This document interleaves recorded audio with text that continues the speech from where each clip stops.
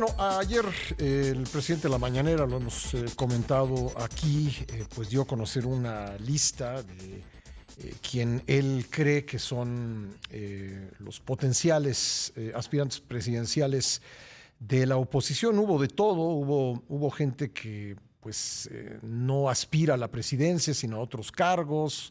Hubo personas que pues no están metidos en la política partidista. Hubo un poco de todo. Incluso cuando le preguntaron al presidente cómo se había configurado esta lista, porque él se sorprendió de ver algunos nombres, pues dijo, son los que suenan, son los que han dicho que quieren, son los que otros dicen que ellos quieren, en fin. Bueno, se armó mucha discusión en torno a esta lista y lo vamos a platicar con el doctor Luis Carlos Ugalde, director general de Integralia y también expresidente consejero del IFE, hoy INE. ¿Cómo estás, Luis Carlos?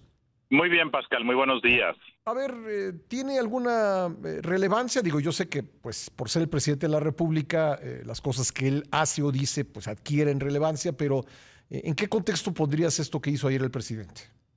Pues me parece que es algo irrelevante, me parece que es simplemente perder el tiempo y juguetear para provocar una discusión, me parece que es burlarse de los aspirantes, porque en el fondo lo que él quiso hacer es burlarse, y punto. Yo no creo que tenga más allá de relevancia que eso.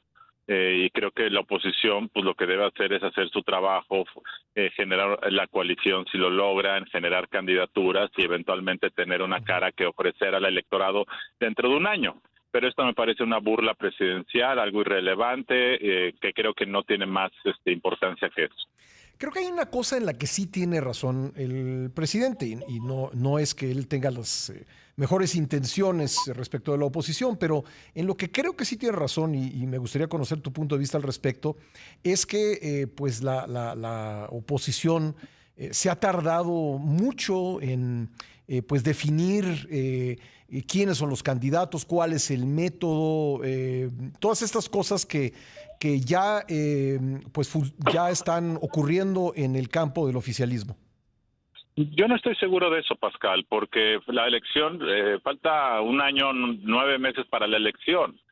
¿Para qué habría de tener la oposición un candidato si políticamente es inviable lograrlo en este momento? Me refiero a que primero tienen que definir quién va a ser el candidato en el Estado de México y en Coahuila. Si no definen eso, lo demás es pura fantasía.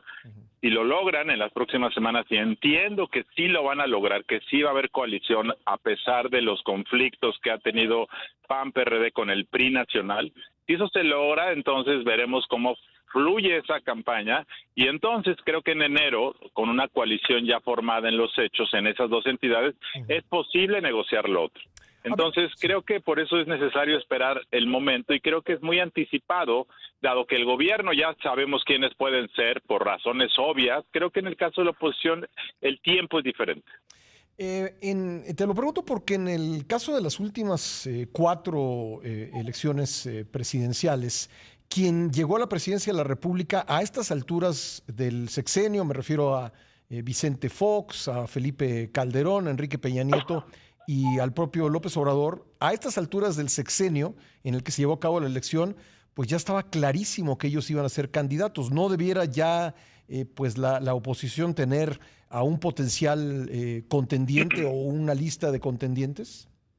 Tienes razón que sería deseable que hubiera una figura tan emblemática, tan potente, tan unificadora, que la oposición tuviera rostro y apellido. El hecho es que no es así. El hecho es que para que esa figura emblemática, que no sabemos quién será, pueda tener gasolina electoral, requiere la coalición. Es decir, en este momento es más importante la coalición que la persona. Los ejemplos que tú me diste, todos son de personas que no requirieron una coalición para ser importantes, para ser visibles. Fox pues, se impuso al PAN, Enrique Peña Nieto se impuso al PRI, López Obrador se impuso a Morena y se había impuesto al PRD durante muchos años. Entonces, aquí es un fenómeno diferente. Se requiere la unidad de la oposición para que quien lancen, sea quien sea atractivo. Creo que esa es la diferencia.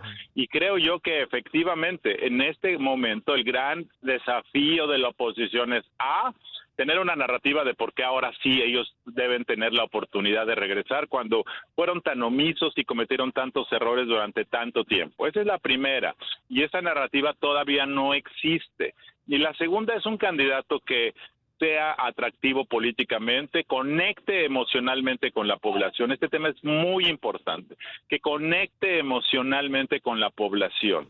Esas dos factores que acabo de mencionar son difíciles de encontrar en una persona y creo que eso es lo que se debe ir viendo en los próximos 9 meses. Yo creo que el primer paso será en el primer trimestre del próximo año ver si la oposición puede coaligarse, si pueden establecer reglas claras. Yo sí creo que va a haber coalición en 2024, al menos la del PAN y el PRD. La pregunta relevante es si a esa coalición mínima se le va a sumar el PRI y si eventualmente se le suma MC. Esa creo que es la pregunta, pero creo que esa coalición mínima sí se va a dar en el 2024. Me llamó mucho la atención que comentabas hace un momento que por la información que tú tienes sí va a haber coalición en el Estado de México. Y entiendo, Luis Carlos, tú sabes más de estas cosas, sin duda. Entiendo que hasta para una candidatura a regidor se requiere, por los cambios en los estatutos del PRI, de la firma de su dirigente nacional, Alejandro Moreno Cárdenas. Por la situación que está ocurriendo ahora, lo que pasó recientemente en el Congreso, ¿tú crees que va a estar en disposición el presidente nacional del PRI de generar la coalición en el Estado de México y en Coahuila?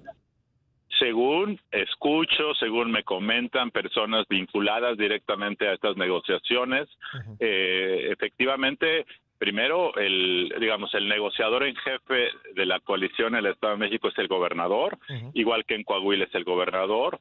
Dos, la negociación que se ha estado llevando a cabo en las últimas semanas o meses ha tratado de aislar las diferencias o conflictos en el ámbito nacional, es decir, el factor Alejandro Moreno contra PRD y PAN. Tres, entiendo que Alejandro Moreno pues estaría dispuesto a rubricar, porque la firma de él se requiere para registrar candidatos de coalición, de tal forma que entiendo que esa negociación va a caminar y va a dar frutos, según he escuchado de gente muy informada, de tal forma que eso se va a dar a conocer pronto. Entiendo yo que si bien es cierto el apoyo que dio el PRI en diputados y en Senado para aprobar el quinto transitorio para prolongar la presencia de las Fuerzas Armadas en las calles, fue un pago por evento, digamos. Tal forma que todo lo que sale de eso pues ya no forma parte y lo que observo es que el PRI nacional, y digo el PRI nacional con este apellido, el PRI nacional porque digamos puede haber otros PRIs, el PRI del Estado de México, el PRI de Coahuila, el PRI nacional quiere aislar ese zafarrancho, ese conflicto político de hace 3 semanas y decir ya, baraja nueva, vamos a seguir la coalición, olvídense de este desliz que tuve, y claramente el PAN y el PRD pues dicen, oye, ¿cómo te voy a perdonar un desliz?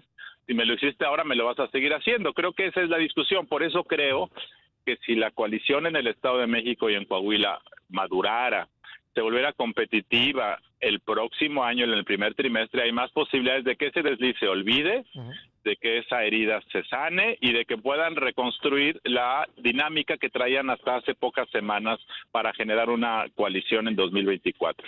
Interesante descripción la que haces, pago por evento. Gracias, Luis Carlos. Gracias, Pascal. Buenos días. Gracias, Luis Carlos Ugalde.